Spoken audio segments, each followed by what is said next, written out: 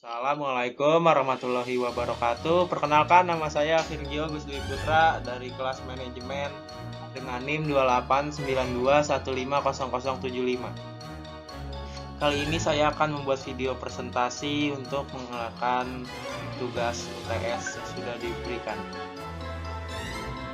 Yang pertama, jelaskan mengenai pasar uang dan pasar modal. Apa perbedaan, kelebihan, dan kekurangan dari keduanya? Pasar uang. Pasar uang adalah tempat untuk bertransaksi instrumen keuangan dengan jangka waktu pendek, biasanya kurang dari 1 tahun. Tujuannya adalah untuk memenuhi kebutuhan pendanaan jangka pendek atau untuk mengelola likuiditas.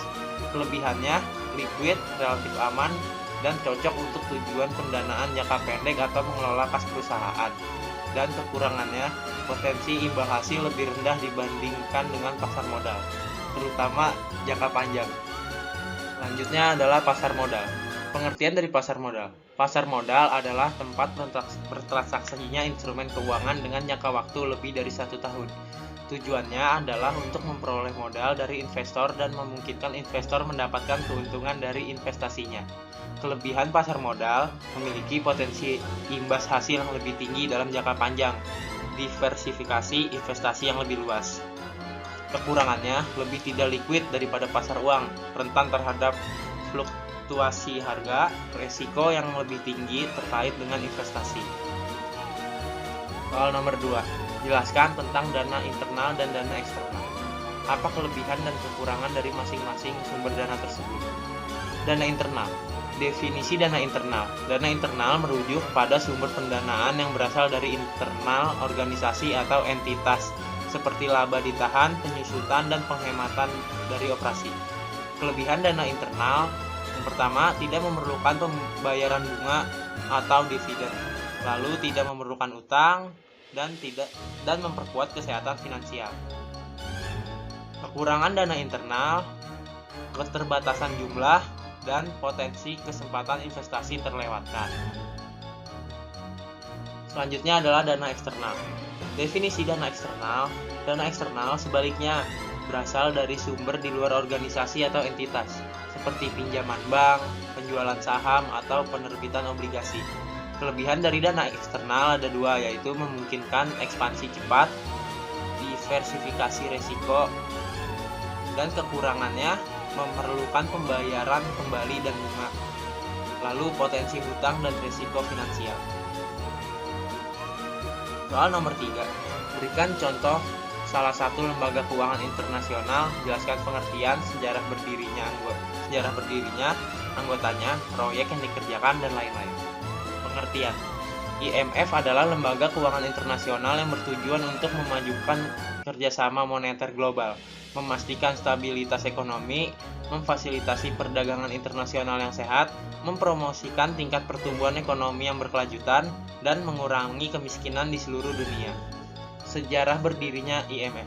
IMF didirikan pada konferensi Bretton Woods pada Juli 1944. Konferensi ini bertujuan untuk mendesain sistem moneter internasional setelah Perang Dunia Kedua. Sejarah berdirinya IMF. IMF didirikan pada konferensi Bretton Woods pada Juli 1944. Konferensi ini bertujuan untuk mendesain sistem moneter internasional setelah Perang Dunia Kedua. Lalu anggotanya, IMF memiliki 190 anggota negara pada tahun 2022. Setiap negara anggota memiliki 1 suara di IMF, dan keputusan besar membutuhkan mayoritas suara 85%. Proyek yang dikerjakan oleh IMF. IMF beroperasi dengan menyediakan bantuan finansial dan memberikan nasihat kebijakan ekonomi kepada negara-negara anggota yang menghadapi kesulitan keuangan atau mengalami krisis ekonomi. Lain-lainnya. Selain bantuan finansial, IMF juga terlibat dalam berbagai inisiatif global untuk mengatasi masalah ekonomi dan keuangan internasional, termasuk kebijakan keuangan global, reformasi sektor keuangan, dan pembangunan kapasitas ekonomi. Keempat, jelaskan mengenai teori signaling dalam struktur modal. Teori signaling atau tanda sinyal adalah salah satu teori dalam keuangan yang menjelaskan bagaimana perusahaan menggunakan keputusan struktur modal mereka untuk mengirimkan sinyal atau informasi kepada para investor atau pemangku kepentingan eksternal tentang kesehatan dan prospek perusahaan. Tujuan teori signaling. Teori signaling bertujuan untuk menjelaskan mengapa perusahaan memiliki struktur modal tertentu dan bagaimana keputusan ini dapat memberikan informasi atau sinyal kepada para pemangku kepentingan eksternal. Teori signaling membantu menjelaskan mengapa perusahaan memilih struktur modal tertentu dan berbagai keputusan ini dapat berpengaruh persepsi dan keputusan investor.